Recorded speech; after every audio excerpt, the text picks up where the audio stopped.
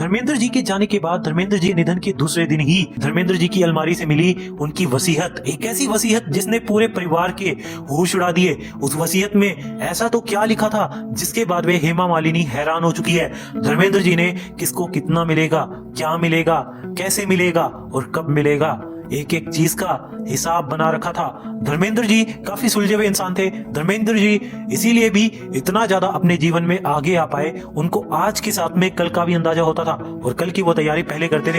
अब यहाँ पर धर्मेंद्र जी की वो तैयारी धर्मेंद्र जी के साथ में पूरे परिवार के काम आई है। धर्मेंद्र जी यूं तो सबके दिलों की धड़कन थे। धर्मेंद्र जी को हर कोई पसंद किया करता था, लेकिन धर्मेंद्र जी का जीवन जो है विवादों से भी भरा हुआ था। उन्होंने 2 शादियां की थी, लेकिन वो शादियां भी उन्होंने ईमानदारी से निभाई। प्रकाश कौर और हेमा मालिनी, उनकी दोनों बीवियां उनसे हमेशा खुश रहती थी। उन्होंने अपने दोनों परिवारों को काफी ज्यादा वक्त दिया, एक जैसी इज्जत दी, एक जैसा सम्मान दिया, कभी किसी में भेद नहीं किया, हर किसी की इज्जत की। शायद यही चीज धर्मेंद्र को पूरी दुनिया से अलग बनाती थी।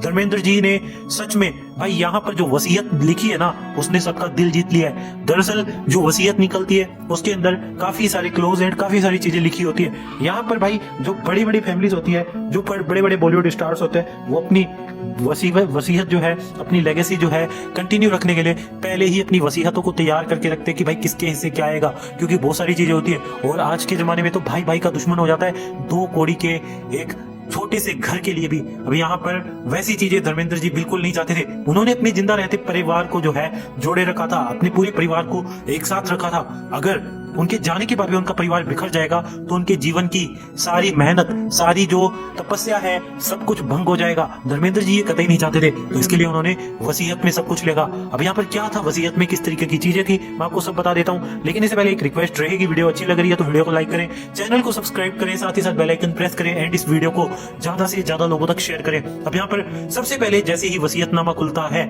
तो यहाँ पर भाई धर्मेंद्र जी के वसीयतनामे में सबसे पहले हेमा मालिनी का जिक्र होता है। अब यहाँ पर बहुत सारे लोग बोलेंगे कि भाई हेमा मालिनी का जिक्र क्यों, यहाँ पर प्रकाश कौर का जिक्र क्यों नहीं होता, हेमा मालिनी का ही क्यों जिक्र होता है। तो यहाँ पर मैं आपको बता दूं, हेमा मालिनी का जिक्र इसलिए होता है क्योंकि बहुत सारे लोग समझते हैं कि भाई धर्मेंद्र जी की दूसरी पत्नी है तो उनको जो है कम हक दिया जाएगा, या हेमा मालिनी जो है धर्मेंद्र जी से पैसों के लिए उनके साथ में थी। ऐसा कभी नहीं था। धर्मेंद्र जी को हेमा मालिनी ने हमेशा अपने प्राण से ज्यादा प्यार किया था।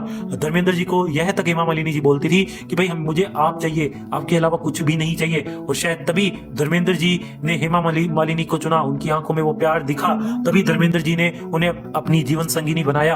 अब यहाँ पर होता ऐसा है, जो हेमा मालिनी है उनकी 2 बेटियां हैं धर्मेंद्र जी के साथ में, एक है ईशा देओल, एक है आहाना देओल। अब यहाँ पर ईशा और आहाना जो है दोनों धर्मेंद्र जी की वसीयत का हिस्सा है। अब यहाँ पर वसीयतनामे में ईशा और आहाना दोनों का नाम है, जैसे उनके बेटों का नाम है वैसे ही ईशा और आहाना का नाम है। अब यहाँ पर धर्मेंद्र जी ने अपने पोते पोतियों के लिए भी चीजें लिखी है। अब यहाँ पर धर्मेंद्र जी ने ईशा आहाना के लिए काफी ज्यादा प्रॉपर्टीज वगैरह जितनी भी चीजें हैं बराबर में दी है, जितनी सन्नी बॉबी के पास में उतनी ही ईशा आहाना के पास में। अब ये वाली चीज देखकर हेमा मालिनी के होश उड़ गए। अब यहाँ पर हेमा मालिनी के इसके लिए होश उड़े क्योंकि आज के जमाने में लड़कियों को कोई कुछ नहीं देता।